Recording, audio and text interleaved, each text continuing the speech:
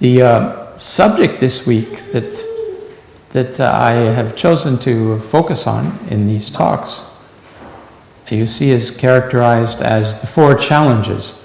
I suppose one could call them by different names, but for a title that would suit the program, we've chosen to call them that.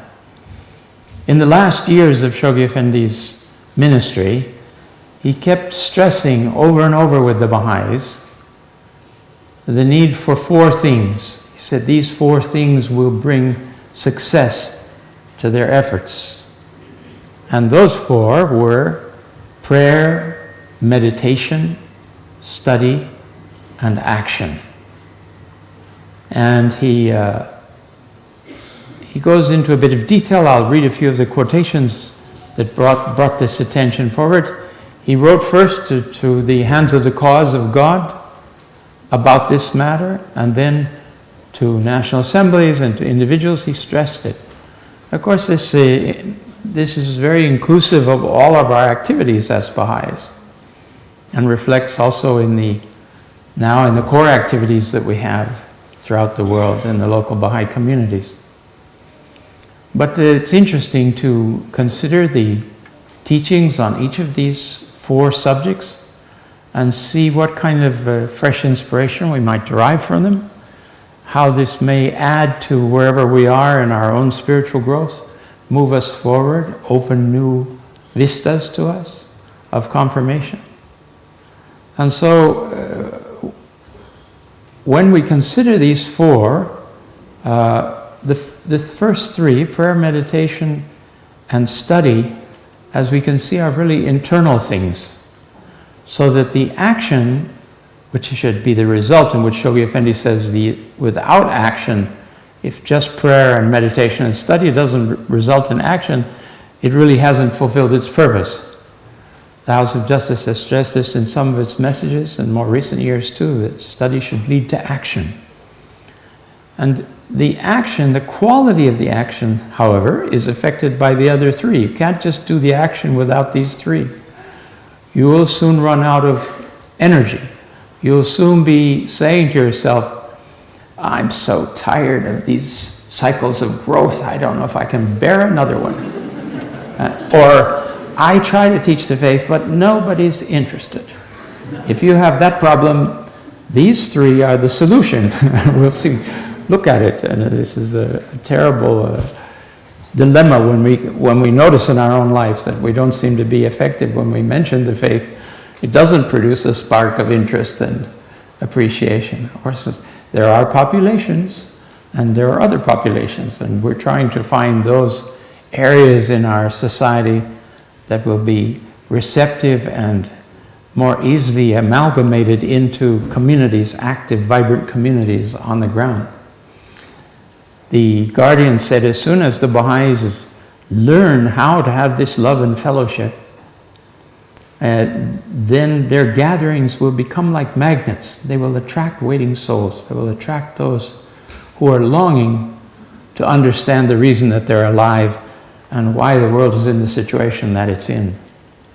And we are among the super privileged of society, that we have some insight into those 2 very important truths: the purpose of our existence and what the problems society is facing, so that we might, through the divine remedies, solve and resolve those problems. That places on us a terrific responsibility, and the Guardian mentions that too. I remember in the last years of his ministry, before his passing, one of the friends from the West wrote to him and said that Shoghi Effendi there's so much pushing. You seem to be pushing us always to get up, to pioneer, to contribute, to give our time. It's a lot. It's too much. Almost too much. I hope they didn't say too much, but they said something. We didn't see the incoming letter. We saw the Guardian's outgoing letter. And he mentions that he said some of the friends feel that there's too much pressure on them. Do you feel like that sometimes? I'm sure you do. also because of the needs of the Baha'i community. And the Guardian said, this is not the Guardian's pressure. He said, it's the pressure of historical circumstances. It's the pressure of the responsibilities we small band of people out of the billions on the face of the planet have, because we know the solution. We know what the remedy is. That puts us in a position between God and humanity that we want to be sure we're fulfilling our part, what God wants from us, because we've received this divine bounty and favor. Such a favor that Abdu'l-Baha says in one of his tablets is if for the knowledge we have of the Blessed Beauty and having been able to recognize him, if we prostrated ourselves, he says, 1,000 times a day, it would be insufficient. He just asks a few times in the obligatory prayers, friends, so don't feel pressured by that. How can we arise then to this challenge of the historical circumstances that surround us? And we see humanity each day. The situation is getting worse and worse. Baha'u'llah asked about this in his own time, said, "It is not seemly we should reveal to you the future of mankind, what's going to happen in the immediate future." Shoghi Effendi used to say that the Master talked about how brilliant the distant future was. He said he also wanted to say in that how dark the immediate future would, the near future. The distant future is bright, the near future is very dark. It seems as if all the lights of humanity, all the hope of humanity has to enter a very, very dark period so that they perceive from you, from us, the light of the future. If our lamp is not lit, if our leaven doesn't work, then we're all in for a terrible time. And he said the Baha'is will suffer along with the others because we're part of humanity. The key message of Abdu'l-Baha in the West, as I understand it, was particularly the recognition of the oneness and wholeness of the human race and the love that we should have for our fellow human beings. You're all familiar with the dimension of the Baha'i writings that says that we cannot know the Creator. He is invisible, unapproachable, undiscernible. And that's because he is the container. He surrounds and contains everything. And we're within that realm, so we can't possibly completely surround him in any way. And he tells us that he has placed signs in creation. Through the verses of God, he says that he's placed signs in the world and signs in ourselves, that we can know God through those signs, come to recognize him. And the most great sign of all is the manifestation of God, he tells us. He's the supreme sign. So through these signs we gain an appreciation of the Creator, at least of his names and attributes, which is the means by which he describes himself, if you will, to us. And as we learn these names and attributes, as we begin to see them function in our own lives and in our community, and some of you will have perceived this in something called the Virtues Program, and the interest that there is in positive action in general in humanity. All of this proceeds from the signs of God. Amongst those signs are the verses of God, and the verses are the means of guidance that we have in order to gain this understanding that we need to be able to operate effectively. The channels, the means through which we come to this knowledge: prayer, meditation, and study.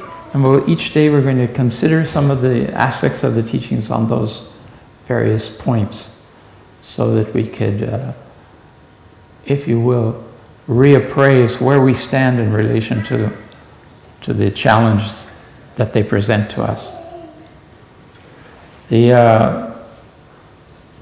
As Rob was saying, I met with the Baha'is in Singapore, and they were having their summer school. There were Baha'is from all around the small community that they had, the small size of Singapore, but there were also Baha'is from Malaysia and from Indonesia and from the Philippines that were there.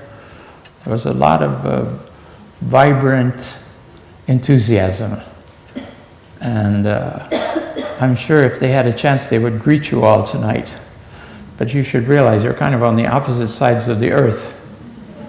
Although there's been rain in both spots recently, a lot of that they would rejoice in being with you as well.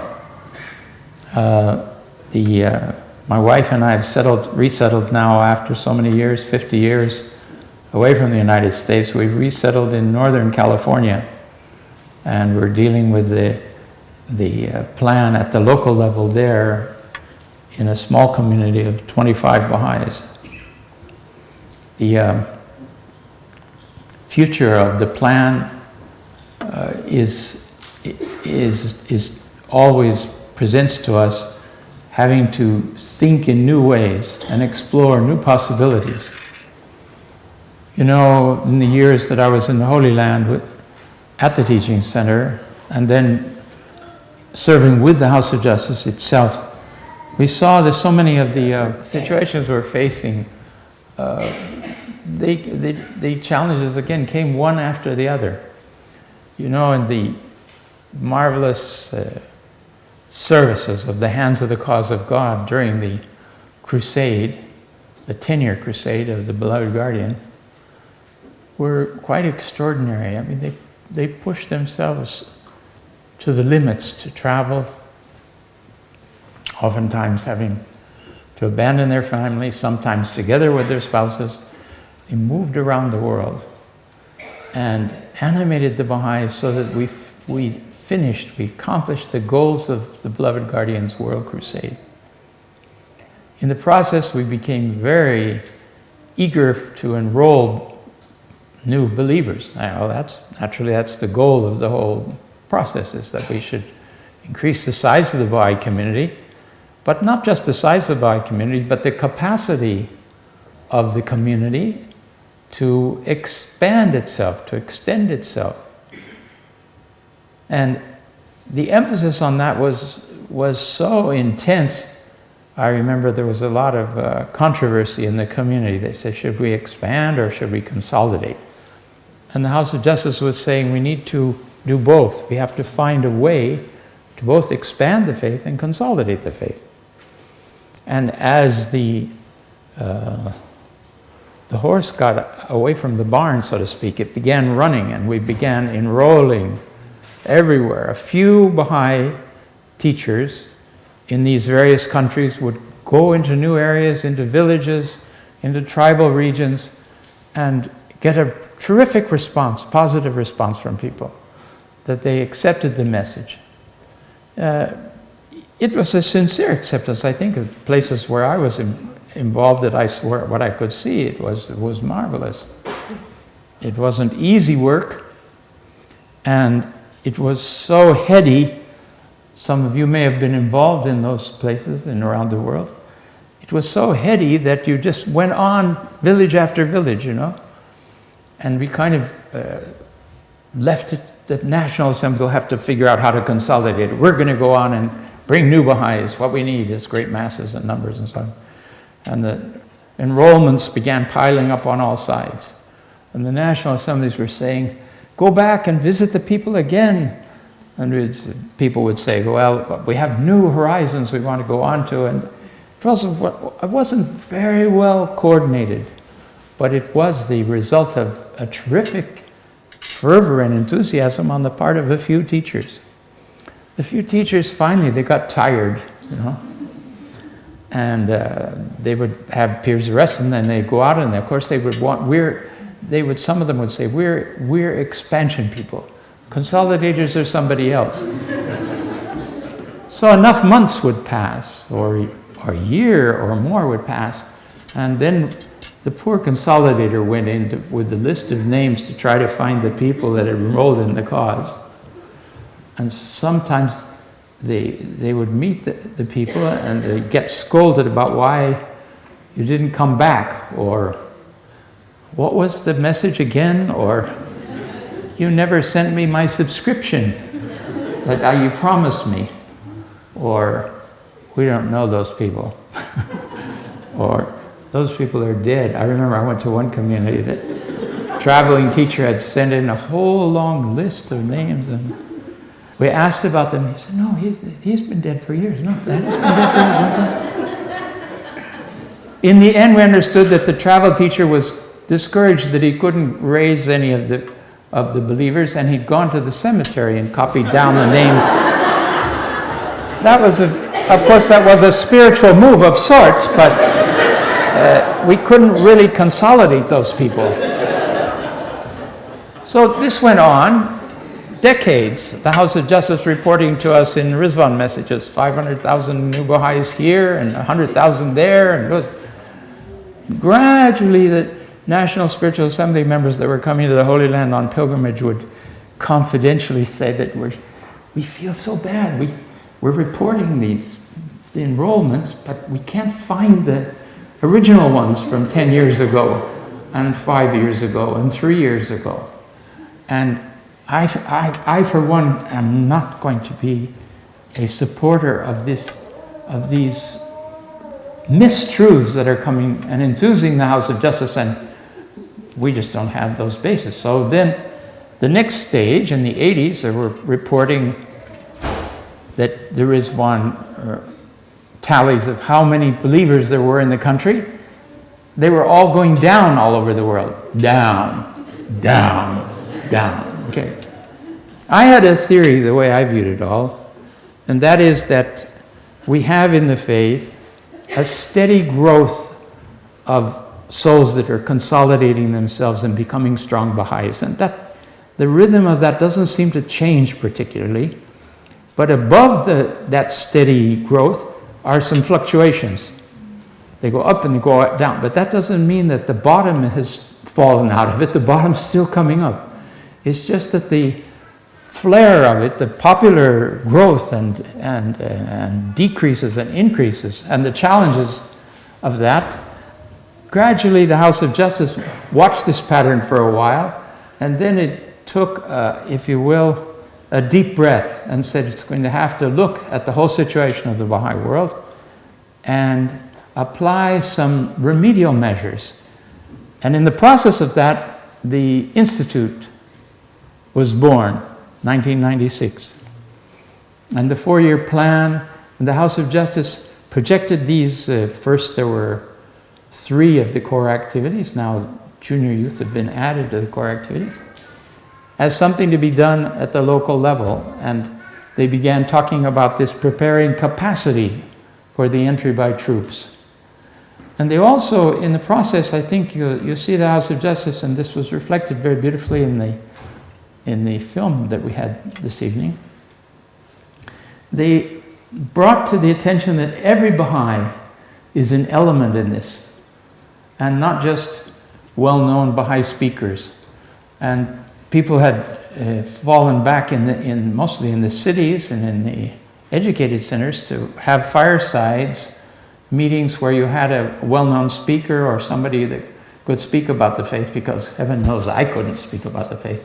Everybody felt that they were less than the other teachers of the cause. And the House wanted to re-emphasize, this is my take and my understanding on the situation, friends. God help, this is not any way absolute truth. This is a very biased way I'm looking at it, but maybe it'd be helpful to you to know this process of what was going on. So, ex-House member for sure, okay? Former House member, whatever. So now we see this process going on in the world of Baha'u'llah saying he is called upon every Baha'i to arise and share the message. And it's not enough to have just a few in the community that are able to do that. The majority of Baha'is need to learn how to do this. Not only learn how to do it, but need to take on personally the responsibility of capacity building, of realizing that they have a role they can play, and that Baha'u'llah has said, teach the cause, because this is the greatest bounty, the greatest gift from God that you have. It's not a gift you want to avoid in any way. And as challenging as it may be, you want to engage yourself in it, because it is the means of opening those inner flowing of divine confirmations. Whoever doesn't engage in the teaching of the cause, Shoghi Effendi says the divine confirmations will be cut off, for sure will be cut off from them. He's repeating Abdu'l-Baha the same way. We have to be engaged to the measure of our capacity and ability in serving the cause, in moving it forward, however we can. And upon that depends our spiritual safety, and indeed, in a selfish sense, it depends on that depends our eternal life, the experience we will be involved in the world to come. So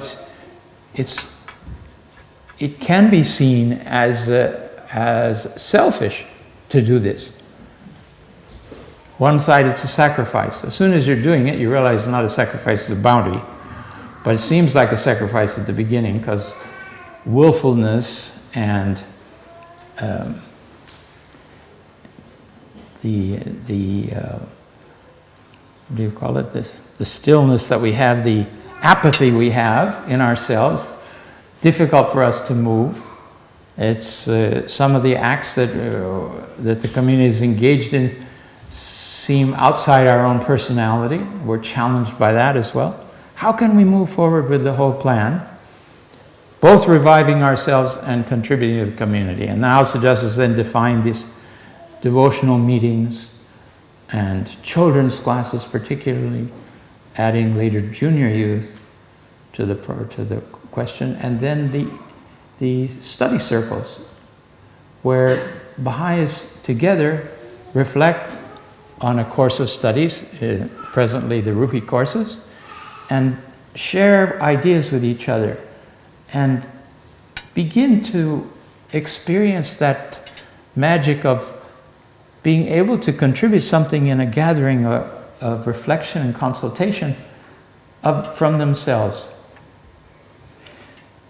If you look in the tablets of gleanings about the requests of Baha'u'llah makes on all of us to arise to teach, there's no footnotes at the bottom that says, in order to do this, you should be strong, you should be beautiful, you should be rich, you should dress properly, none of those things are there. He just says everybody has to engage in this, calls all of us to do it. So I think one of the things we want to think about this week is what a bounty that is, that he's opened this to us. A little bit of history, the fact that the Bab faced such resistance was that the situation of teaching religion was not a matter neither in the Muslim world nor in the Christian world. You didn't arise to teach your faith. That was not a possibility for the common individual believer. And if you did pronounce something, everyone would look at you like, that's not your domain. So for this young merchant, the Bab, to arise and begin revealing divine verses and proclaiming divine teachings, that was impossible. You had to go to school, you had to memorize the Quran in a language which wasn't your own, in Iran, for example. And then you might get into one of these schools, and after years of teaching, you could be considered a teacher. You might be some kind of a teacher. Look what Baha'u'llah has removed all of that. He's forbidden clergy, removed clergy. The Baha'is themselves must be the pastors and the caretakers of humanity. Individually, we're all responsible for that. He says so in a letter. We'll come to that in the course of the week too. So that becomes a very a major issue also. The most unlikely people, friends, have raised up the cause of God around the world. Many of you know some of them. You are some of them. The one that comes right to my mind at the moment is Leonora Armstrong. Young Leonora Armstrong was just coming out of college in 1919, when after the war, the Great War, which we're now seeing the centenary of that war, Abdu'l-Baha was able to send the tablets of the Divine Plan to America, which was the great plan for the execution and development of the propagation of the faith throughout the world. And Leonora was in the audience when these tablets were first read out and were unveiled. You've heard about the unveiling of the divine. Actually, it was an unveiling. There were easels on the platform, and there were curtains with drawstrings, and they would open the drawstrings and they would see the tablet to Canada, or they would open that and see the tablet to the southern states. And young girls in the community had been chosen to pull the strings, and Ria Khanum, as a child, was one of those youth that pulled the string to open one of these tablets. Quite amazing ceremony that they had. As a result of that, Martha Root got fired up, and she was the first one to arise and go forth in response to this call of Abdu'l-Baha. And she got on a ship, and she sailed to South America, and she visited the ports down the Atlantic side of that great continent. And she'd arrive, and the boat would stop, maybe would stop for 24 hours or something. She'd get off, and in whatever language she could manage, she'd go and find the mayor, and she'd say, "I'm here to proclaim this message of Baha'u'llah to the people of this city." And she would do that. There would be such a confirmation in that in a series of occasions, the mayor would make some kind of street announcement. The main hall of the city would be opened, and in the afternoon, Martha would be speaking to 1,000 people through a translator, Portuguese translator. There would be a newspaper report. There would be all kinds of interest and exciting, how can we get literature in this? And then she was back on the ship and went to the next city and did this. So she did this kind of a proclamation as a travel teacher. And you know, when she passed away, Shoghi Effendi said she was the archetype of travel teachers for men and women, east and west, young and old, black and white. She was the archetype travel teacher. No, yeah, this is interesting for the women, you know, they say, no women on the House of Justice, what is this? And that. The women have been the great pioneers of the cause, carrying the faith all over the world. Do you know there's something called the, what is it, the Galaxy of Baha'i Women, or I've just forgotten the name. Shoghi Effendi says this special status in the other world where these great souls have gone, like Lua Getzinger and Mae Maxwell and Keith Ransom Kaler, and he adds on some of the later ones, and particularly Juliet Thompson is added. And there was a wonderful woman that went to Tripoli in a wheelchair and died. And she was added to the group. And there was one man among all the women, Hai Dunn, who'd gone to Australia with his wife. All women. It's one of the arguments that we have is that these women became hands of the cause of God. They were the great champions of the faith throughout the world. Their position is very high. The position of a teacher is higher than an administrator, Shoghi Effendi says. Interesting to bear that in mind if you have somebody saying, well, why aren't women on the House of Justice? I remember Mr. Semple saying he thought it was the mercy of God. You know, sometimes you get the impression traveling around somebody'd like to be on the House of Justice. I always quietly say to myself, I don't say to them, but I say to myself, I say, you know, this guy needs to be on the House of Justice for 6 months and see what it is he wants. The glory he thinks is there is solid work, day and night. Talk about 24/7. My goodness. You see me now looking young, or maybe kindly looking. Now, some people say, well, why did you leave the House of Justice? Well, I didn't leave. Actually, that's always a decision of the House and together. But the point is that when I left, it took me 2 years to recover before I felt like I could move around.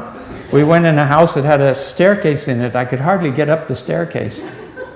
And now I run up and down or something. So thank you for entertaining me here and letting me come and speak to you, and that does make me feel young. And we all need to keep serving the cause. I'll tell you a little secret. You may not want this secret, but you're going to hear it anyway. Stanwood Cobb, an old believer, at the time the Master came to America, he's written his stories about Abdu'l-Baha, and he's written some wonderful Baha'i books too, Security for a Failing World and some other items. He asked the Master, so the story goes, asked the Master how he could live a long time. And Abdu'l-Baha said, say the long obligatory prayer every day. And I think he was 103 when he passed away. For those of you that may have some concern about the movements, it seems like it has more effect than just a spiritual one.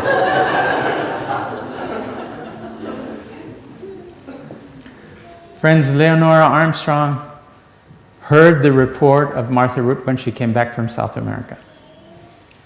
She wrote a diary, she put the names of the individuals that she found that were receptive, and she was ready to go off to another continent. And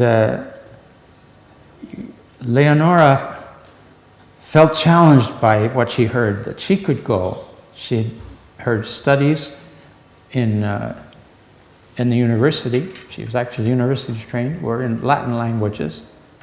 And she felt that maybe she could do this, but she felt very shy. She was always a very shy person. And she went to May Maxwell, who was not feeling very well, was in bed, lying back and feeling frail. And she asked May Maxwell, what did she think? She said, Martha Root has come back and she's ready to give me a copy of the diary. What do you think? Should I go or should I go? And she said, May Maxwell became illumined and sat straight up in bed, and she said, what are you waiting for? And she said, that gave her the strength to get up and go. And her father, who wasn't very pleased about the whole thing, provided her with a ticket. And she told me she had money to live for about 2 weeks in Brazil, having gotten off the steamship in Rio, okay?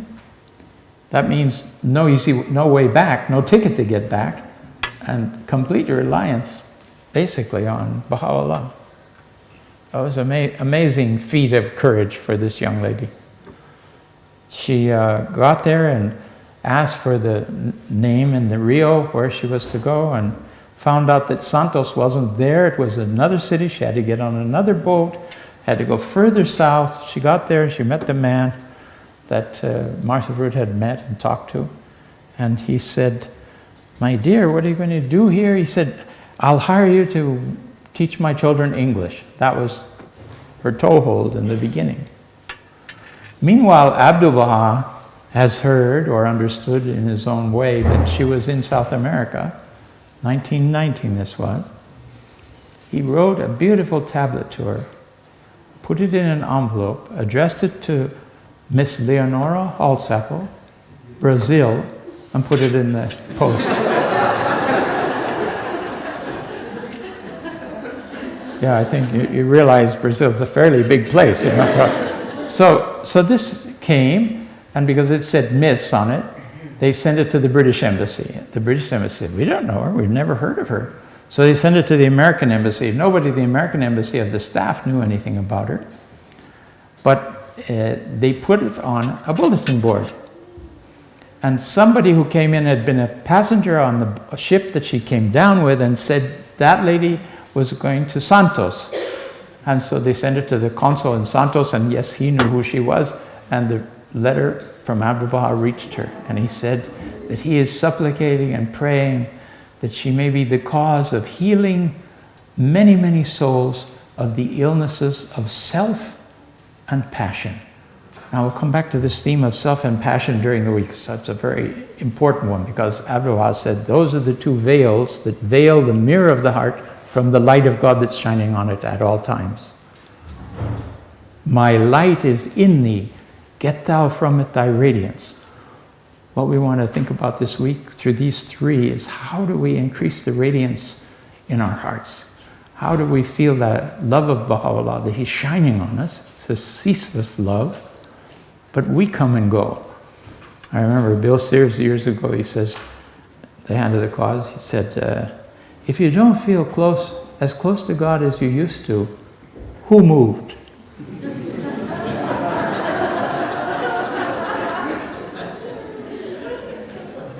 So, movement is an important part of the plan that the House of Justice has given to us. And I remember dear Mr. Hawley proclaiming in 1958, he was talking about pioneering. He said, pioneering is not so much moving from an old place to a new place as moving from an old self to a new self. And this is what we're doing locally, wherever we are. We need constantly to be moving from our old position closer to the Creator, closer to the confirmations that are at hand for us.